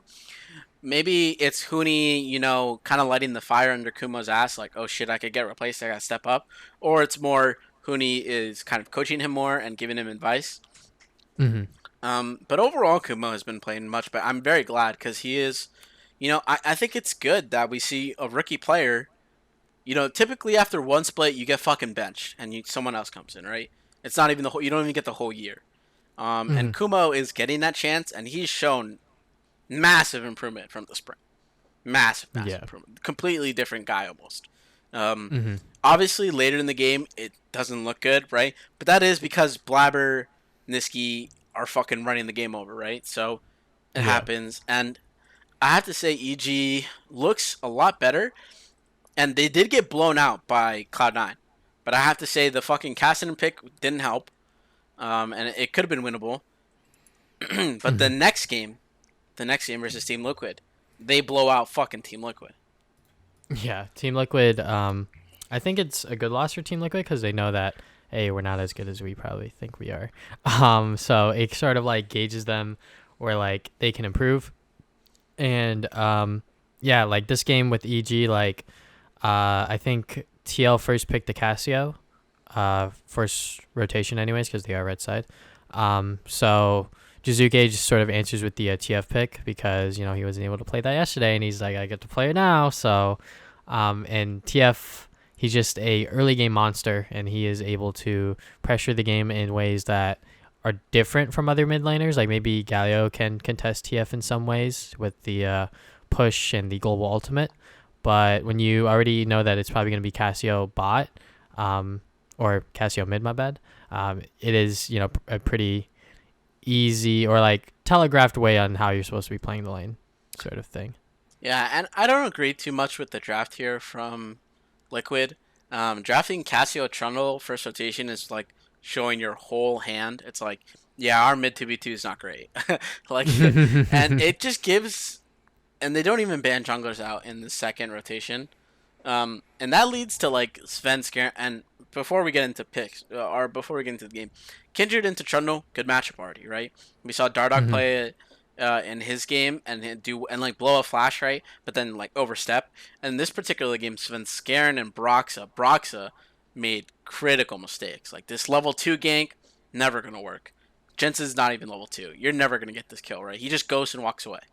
Yeah. And I think Closer on when he was on Face Check made a good point that when you're in a losing matchup, why would you ever go for a gank? You need to farm up and get to the point where the matchup is more even.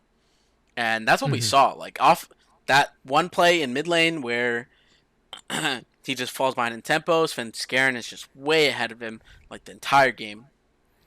And Jizuke, like, I have to say, whoever's calling for that gank, whatever teamwork they're doing, Broxton and Jensen, it's not good. Like that play is not going to work. Whatever play calling they're doing, iffy. I have to say, like super iffy. And I think Tactical and Core JJ played okay, and then Impact got screwed over by that TP bot, right? Like he's just not in the game after that. So I think Team Liquid really rises and falls on whether Broxa and Jensen have a good early game. Yeah, I think the draft, like you said, was definitely questionable from TL because I believe they picked the Mordekaiser into the Volibear and it was still a losing matchup. Yeah. So, you know, and like they were, TL were hovering the Volibear and then they didn't pick it and then they got, you know, they tried to counter it and then it didn't work. So I guess they should have just picked the Volibear or whatever the case may be. But I think TL is a good loss for them. You know, despite them getting sort of blown out, it just lets them know that they have competition and that they aren't the best team like they were, you know, for however many splits they were before with Doublelift. But yeah, EG is definitely playing well. Kumo has been playing extremely well. And I can't wait to see what this team can do. Going into the next week, they're going to face against TSM and Dig, which I think the TSM game might be interesting. The Dig game is probably going to be a blowout, but we'll just have to wait and see. Yeah, the TSM game will be interesting for TSM at least, because it'll be like, did they improve, or are they going to get blown out by another top team? And that's the kind of thing that I'm curious about. I think right now we can separate the league into like probably like 4 tiers, right? There's the top team, Cloud9, they're by themselves, right? Then you have the next group, which I would say is like at the moment FlyQuest, EG, Team Liquid. And then after that, I'd put CLG, TSM, 100 Thieves, Golden Guardians. And then the last group would be Dig and Immortals, who are like awful, right? And for teams that are contesting the Worlds, realistically, TSM, 100 Thieves, and Golden Guardians would have to like really, and CLG would have to like really improve to pass by EG and FlyQuest and Cloud. I don't think anybody can catch up to Cloud9 except for maybe EG and FlyQuest. But for that team, the bottom teams to pass to them, I think it's really tough. Yeah. It's actually kind of crazy that like EG came into the league to like contest TL, but now they're trying to contest C9. So yeah, really, really funny how things work out, right? Any other team you want to touch on for this week at least? I guess we could quickly talk about 100 Thieves because they did win one game finally. They did win a game. They didn't go 0-4. The unfortunate thing is that the win was over Immortals. Yeah, like so they aren't complete dog guys. They aren't. They're not awful. Aren't trash. They're not trash.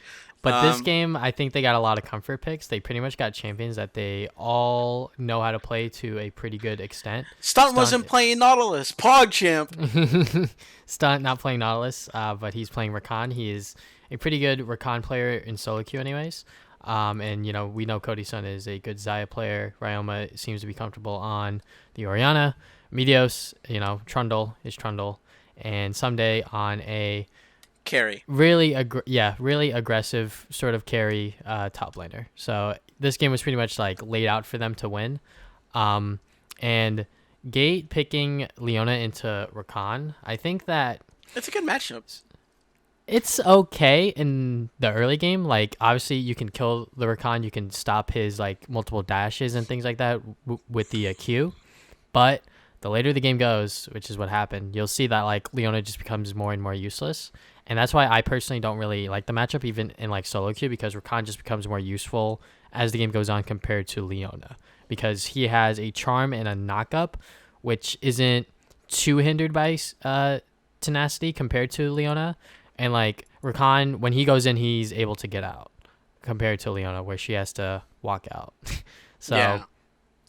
And like for this game, anyways, like they didn't get a lead bottom lane with the counter pick either. So it kind of just like falls into the face of just like IMT are just gonna slowly lose and get outscaled, sort of thing in my eyes. Yeah, especially when they lose the Baron that early into the game, like 20, I think it was like 25 minutes into the game. A little later, actually, sorry. 26 minutes into the game. They get picks Mm-hmm. on to Soaz and Potluck, and they get the Baron, and then they rapidly close the game out. They get like 2 inhibs in top and mid by 29 minutes, and they get the Soul. The Soul doesn't even get contested. Like, the game's...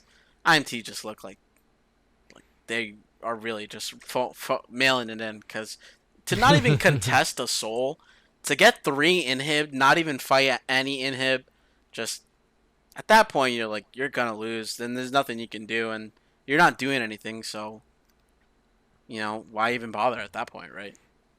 Yeah, like the team comp IMT opted into, uh, like 100 Thieves, they ban out Ezreal 1 AD, and then IMT they ban out 2 ADs. They ban out Aphelios Varus first. and Aphelios, yeah, and then they opted into the Callista pick, which in theory can do well, but obviously gets outscaled. So 100 I Thieves mean, they're just, supposed to win early. yeah, they're supposed to win early, but like nothing really happened, and 100 Thieves just counter with the Zyra Khan lane, which uh can't do extremely well into Callista Leona, in my opinion. Like they definitely have the early game advantage, but once they hit level 6, like that lane just becomes so much in favor of the uh Zyracon, in my opinion. So, and like IMT were just like randomly getting caught out and things like that throughout the game, so that obviously didn't help. But yeah, the other game with 100 Thieves, they were against Team Liquid. I just think that Well, they Stun had weren't a very playing that poor. well.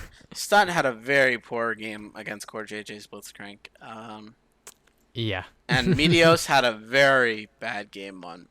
Like, here's the thing, because Meteos in their 3 losses looked really, really bad. And Yeah. and obviously, like, Impact lost to Someday. That's gonna happen. Someday's a great player. He's on But Aatrox, on I wish he had gotten a little different counter pick, because I wish they would try and counter pick more for Someday, because they last pick Aatrox, right? Where's the Hmm. Wukong? Where's like the big counter pick? Like, come on, you see the Ornn. Fucking counterpick that shit with something good, something juicy. And he just goes to Aatrox. Just fucking blind Aatrox at that point. Get a better matchup for someone else, right? But Yeah. in this game, like, Someday standard pick, right? It doesn't look like his fault, but he's not really contributing either. And the Graves pick was good from Broxa. He didn't look that bad. I have to say, I'm glad he wasn't on Trundle, because, God, if he had to play another game of Trundle where he's like in a losing matchup and he just ganks and gets even further behind, I'm gonna like rip my hair out. Like, because it's happened. They almost lost to Golden Guardians like that. So like, what the heck is going on? And Tactical, I think, is playing good. I Yeah. think he's just your standard AD. It's tough to rate him, right? Like, where would you put him right now? He's definitely playing well, like individually, but he's also playing well with the team, and I think that's like a pretty key factor, which is why like FlyQuest opted in for Mash over Wild Turtle. Like they're probably similar on a skill level individually, Mash and Turtle, but when it comes to like a team environment, there's probably something there that just works better with the main FlyQuest squad compared to Turtle, whatever it may be. And that's probably why Tactical is looking so well, is because Tactical and Core have been working on their synergy for like the entire off season between Even these two splits. even longer, since they were doing Yeah. a lot in spring when Double wasn't really playing. Mm-hmm. Um, So, and I think that Tactical just fits well into this Team Liquid environment. Everyone seems to like playing with him. So I think that Tactical is a pretty good fit for this team in particular. And I think individually as a AD, he's always been like pretty well. I think, like when he was in academy and things like that. I think that he was performing to what people expected him at the time, and I think that he's only improved since. So Yeah. When we look at AD, as a quick thing before we end, you look at AD, right? I feel Mhm. like only two names really pop out at the moment, and it's Bang and Sven, Mhm. right?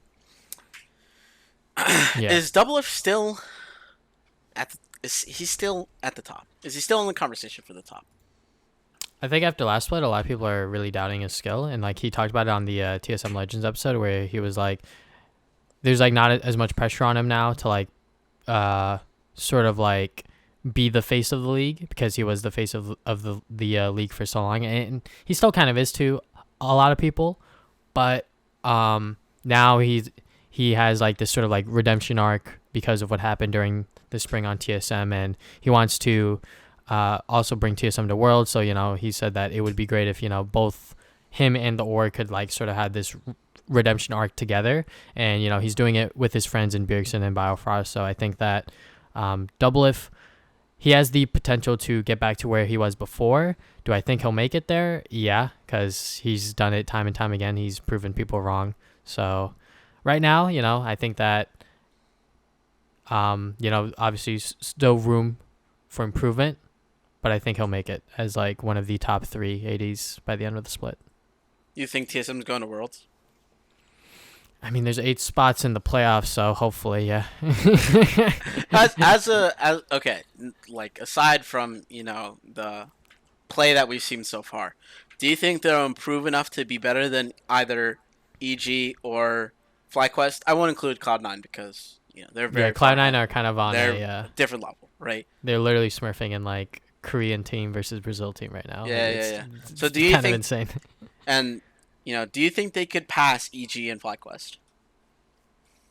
I think so. I mean, literally last split with like the Dardoch and Kabe roster, like Bjergsen was even surprised that they were able to take 100 Thieves and FlyQuest to 5 games. Like he even said that he was surprised that they were able to beat 100 Thieves because he knew that like that team had like a lot of problems, and like he says that this team is probably a lot better. Speaker's definitely meshing well with the team more, and I think that TSM, they can surpass FlyQuest and EG. It's just a matter of if they're able to do it, sort of thing. I mean, If they can reach TSM, that level. yeah. I mean, like TSM definitely. What's it called? Like they are the only team that were able to take out Cloud9 during the regular season, right? So like it's bound to happen again. Maybe they can do it again. Who knows? It's just a matter of time if they're going to improve as much as they did last split. Mm-hmm. Solid note, I got to say. With that, I think we've touched on most of the important games that happened. Yeah, Anything else? I believe so. Yeah, I don't think there's any other games I really want to touch on. Do you want to just do like quick like one thing predictions for the Yeah, LCS games? for the LCS games, yeah, we could do that. All right, FlyQuest CLG. Who you got your money on? Ooh, I'm actually gonna say CLG because it's gonna take this. I think CLG has been improving, and the rumors that the scrims are going well, it's kind of. I would have to kind of agree. They're looking kind of good. I think CLG could take it. All right, I'm gonna say FlyQuest because I got solo on my fantasy roster. This guy. Team Liquid C9. C9. Yeah. I mean, unless Jat 3000 IQ draft, C9's probably gonna take it. He's gonna ban Olaf. Ooh. 3000 IQ. 100 Thieves CLG. It's probably gonna be 100 Thieves. These teams are probably relatively close in skill, but I'm gonna put my money on 100 Thieves. I'm gonna keep going on the CLG hype train. I think they got it. Okay. I want to say that CLG is a good team. I hope. Like back to the glory days. Moving on. TSMEG. TSM. I have some faith in this org. You have some faith in this team. Yeah. I'm gonna have to stick to EG. I think Kumo's been playing well enough that the carries on EG can really shine. I think it's kind of draft dependent though, whether Jizuke gets a good pick or not. Definitely draft dependent because that's what TSM's been running on this entire time. But I think Broken Blade can match Kumo in some ways, more than one. And hopefully this week of scrims is good for them. But I just have a lot of faith in TSM in this roster. TL versus Dig. Probably Team Liquid. And Golden Guardians NT. I swear to God, if Golden Guardians lose, I'm like, what the fuck? Yeah, it's actually gonna be crazy if Golden Guardians lose. But Immortals they do have some shining moments. It's just that they throw and like random things just happen. So, 100 Thieves versus TSM. Who are you gonna put on? I think TSM is gonna win this one. I think they're better. I think Sunday is just not able to hard carry them, and I think that Doublelift and Biofrost should be able to beat Stunt and Cody. I think that's where the matchup's going to get decided, is whether or not the bot lane for 100 Thieves can hold up. If not, then it's a pretty tough game. Sunday can't solo carry. Yeah, I think the 100 Thieves team, like ever since they lost like Afromu and the first time they lost Cody's son and things like that, like this team hasn't been the same. And like Papa Smithy obviously had the right idea with like bringing most of the gang back together. But I still don't think that this roster at the moment is able to beat TSM, just because like Mios has been having some iffy games. I will say that. So. And Ryoma and Stunt are still not performing to the best ability at the moment. So tough. Agreed. Cloud9 MT, ha. Cloud9. GG, FlyQuest. Probably FlyQuest. I'll have to say FlyQuest too. Yeah. And then lastly, we got Evil Geniuses versus Dig. EG. Yeah, EG's just so far ahead of Dig. Unless Dig somehow just pick everything back up or they make a crazy roster move, I don't see them winning. So. You want to know what's really funny? What? Is that both Dig and Immortals could go 0-8 because their last game in the round robin is against each other. Is against each other.